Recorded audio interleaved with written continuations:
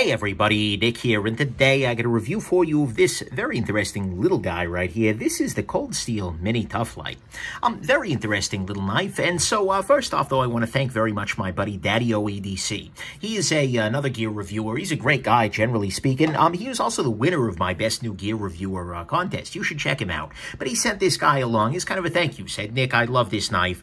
You know, it's cheap, but he loves it. You know, I kind of get it at some level, so thanks for that, Daddy-O. Next thing, let's do a little size comparison real quick. This is, as you can tell, kind of a small knife. Anything that has mini in the name and isn't by Brian the Doe tends to be small. So here we go. Long story, knife guy joke. So here you go against the Ontario Rat number 2. Here it is against the Spyderco PM2, and so you can see this is small. And then here it is against the Spyderco Delica. So, yeah, small. Very, very small little guy. This is a tiny freaking little knife. And in fact, let me bust out my ruler real quick so I can measure just how small this guy is. If you are to measure the blade length, it is coming in just under 2 inches legal, which is going to make this legal in a whole bunch of places, even though the actual usable blade length on this guy is a little bit under 1.5 inches. Yeah, so do keep that in mind as you're going through this guy. So I have reviewed the full size of these guys before, and so let's go on ahead and just talk about the good, the great, the bad, and the ugly of this very interesting little knife right here. So on the good side, to start with, it's cheap. I'm seeing these guys someplace between 25 and 30 bucks, and you know what? That's solid. They're 25 bucks. Yeah, good to go. No argument there. Next thing, this guy is durable. The nice thing about the Cold Steel approach is they've got, you know, the Grivery here. That's the name of this particular plastic. You know what? It's solid. You really can't do a whole heck of a lot to it, which is good. It bends nicely. There's no real arguments with it. So I like very much the durability of this guy. That's great. Next thing, this is a cute little knife. Now, that's a silly thing to say at some level, but actually, there is something to that. If you are, for instance, in an office setting, it can be nice to have something that is relatively small, relatively straightforwardly cute, where somebody's going to, you take this guy out to open your lunch, and somebody's just going to go like, oh, that's cute, that's adorable, rather than saying, oh my God, the weapon, diving under tables, etc. So there's something to be said for carrying something so small that it is cute, rather than something that is a, oh, I don't know, Cold Steel Espada XL, or a Voyager or something like that. Hold on, obligatory Voyager comparison. Yeah, this is a relatively cute little knife compared to some of Cold Steel's other approaches. So that's definitely nice. Next thing, ergonomically speaking, good to go. This guy slots in nicely to the hand. You've got a nice big finger choil here. You've got this nice little drop area for your thumb. This is really, really good in that way. Yeah, there were a couple of little tiny hot spots, but by and large, this is pretty ergonomic. And in fact, I would argue it's more ergonomic than most of your just everyday sort of utility blades. And so that's definitely a nice thing. Next thing, this is a very effective blade shape. Look, there's a reason that utility blades tend to be this size, right? And this shape. Because, well, it's useful. It's called a utility blade for a damn reason. It has high utility. And it's very easy to sharpen, which is nice. You can just take this on a flat stone, go nink, nink, nink, nink, nink, nink, back and forth, back and forth, back and forth, and you back up to sharp. And it is out of a blade steel, which is not ideal in a high-end piece, but Aussie, you know what? Good to go. In this kind of a $25 price range, it's fine. It'll do the trick. It'll be okay for everyday carry, and it'll be very easy to sharpen. Which, again, if you put this on a stone, just go back and forth, and even just on a strop, you can get this guy back up to shave and sharp pretty quickly. So I think this is a very effective little blade for utility types of cutting. And you know, this is one of those cases where I have to look my knife snobbery right in the eye, and, you know, for 25 bucks for this kind of a use, Aus-8 is not a bad choice, really, particularly. And then finally, actually, that's not on the good side, that's on the great side. So, to me, at least, that's what's good here, is that it is a very effective little blade shape with a steel that works well for the task. It's pretty ergonomic. It's adorable, which is great. It is durable, and it is cheap. On the great front, it's lightweight. Oh my God, is this light? I mean, literally the name of this guy is light, so that should probably clue you into the fact that there is a little bit of lightness going on. But we are looking at here 1.5 ounces for a little bit under 1.5 inches of usable blade length. Look, that's a really, really lightweight knife. And so as a result, you know, on days, this was a knife that I threw in my shorts a couple of times where it was just like, oh God, it's hot. I don't want to carry anything more than I need to. And I'm a wimp, by the way. This is San Diego. It ain't that hot. But anyways, regardless, let me just go on ahead and throw something light in there. This is super light. I mean, that's why it says light in the name. So there you go. To me, at least, that's what's great, is that this is just so damn lightweight that you almost forget you've got it. And it makes it really easy to carry this guy as a backup, a loaner knife, even if you're carrying something a little bit fancier for yourself. This is a Wee Knives Ferrum Forge Malice, by the way. So that's what's great, is it's lightweight. The bad side, to start with, disassembly, not amazing, unfortunately. As you can see here, the back side is sort of joined together here. In order to take this guy apart, you would have to take the pivot out and then trying to basically treat this as like an integral. It's not great. You could probably pull it off, but it's not something I recommend, generally speaking. Luckily, though, it's a back lock. They're very easy to maintain. Well, I'm sorry, it's a triad lock, but that's a modified back lock. And so they're very easy to maintain. It's not really a big deal. You don't have to do that. So there you go. Next thing, AUS 8. Like I said, it's AUS 8A, by the way.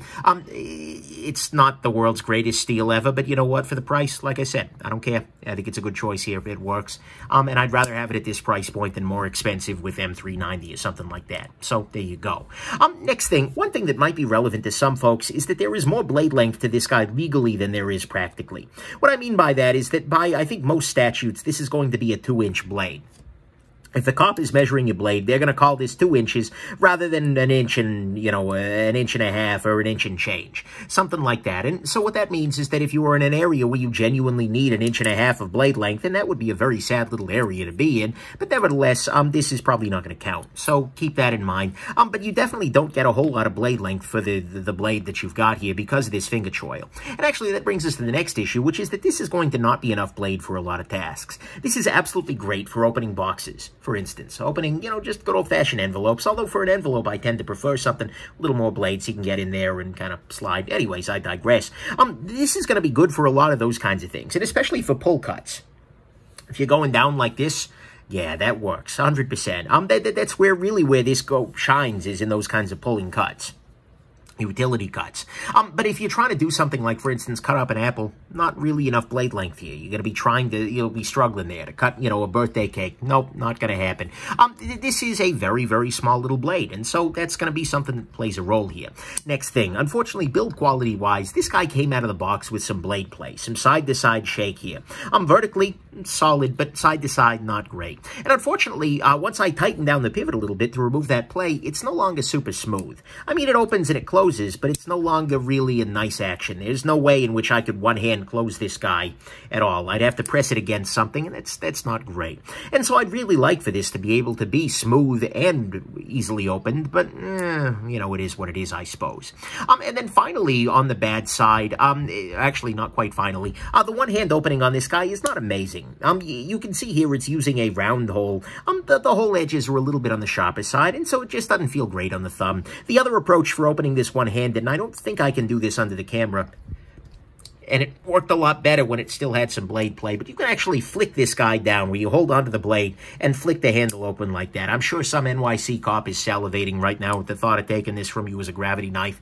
I think that law's dead, but maybe not on the trans. Anyways, I digress. Nevertheless, this is definitely going to be a, this is definitely not going to be ideal. And by the way, I know the cops on it, they're just enforcing the stupid laws given from them from above, but nevertheless, that's a thing. So the one-hand open on this guy just isn't great. And then finally on the bad side, and this is borderline ugly, although I kind of get it, is that this is a this is a tip-down only carry knife. I tend to really prefer tip-up carry. It just tends to be better. It puts the blade against the side of your pocket, etc.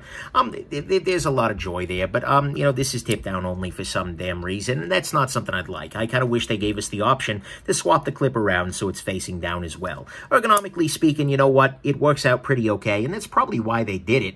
But I still prefer tip-up. That's just the better answer for me. So to me, that's what's bad, is that it is tip-down only. One-hand opening is not great. Came out of the box with blade play, and once it was adjusted to remove it, the knife was no longer smooth. This is a little bit too little blade for a lot of tasks. It's a lot more blade length legally than it is practically. AUS 8A isn't awesome. It's fine for the price. Awesome? And the disassembly isn't really a thing. On the ugly front, look, I could complain about tip down. I could complain about AUS 8, but for 25 bucks, no, it's good. It's good. So, on the ugly, so there's nothing really I'm going to call ugly here. Final conclusion. Look, this is a great little tool. At some level, it's absolutely good to go. If you want a good little utility-style blade that's cheap, that's kind of adorable, that's effective, that's lightweight, all of those things, and resharpenable, ergonomic, this does a lot of good things for you. Mind you, it's not super easy to service. It's not a super steel. It's not enough blade for a lot of tasks.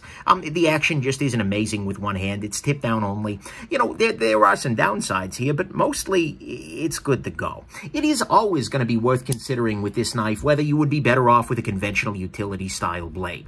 I mean, there are blade holders out there, like, for instance, the Gerber Reabilité, or EAB Lite, I suppose, which are just not much bigger than this guy is, and offer the same kind of folding convenience of this. But here what you're getting, relative to those kinds of good old-fashioned, you know, trapezoidal utility blade holders, is something that you can resharpen, right? Rather than turning the blade around a couple of times, then throwing it away, you have something that you can very easily resharpen on a stone. And certainly people do resharpen utility blades, but it's a little more rare. But you can do this very, very easily with the sharpening choil and everything, strop it back up. And, you know, so it has that going for it. It's also got some ergonomic advantages. It's stainless. AUS-8 is a pretty stainless steel. And frankly, it's more sustainable. In my mind, it is a much nicer thing to sharpen a tool, to maintain a tool, to improve a tool than it is to, you know, use it once and then throw it away. Even if it's just a disposable part of the blade, I would much rather maintain something and remove a little tiny bit of metal and make the whole thing great again, rather than just getting rid of things. I don't care for that. But at the very, very least, you should ask yourself, if you're looking at this guy, would I be better off with a more conventional utility blade? Some people might. But, you know, at the very least, I totally see why Daddy-O likes this. For 25 bucks, there's a lot of good here. It's a good utility piece. The Tuff Lite, honestly, it's tough. It's light. And it's mini, so the mini Tuff Lite makes sense. And so if that's the kind of thing that you need, if you're looking at this and going, yeah, then honestly, this will be a stone-cold steal for you at this price. Anyways, there you go. I hope this has been interesting to you, and that you have yourselves just an absolutely wonderful rest of your day, and that you didn't find this review to be too tough. Bye now.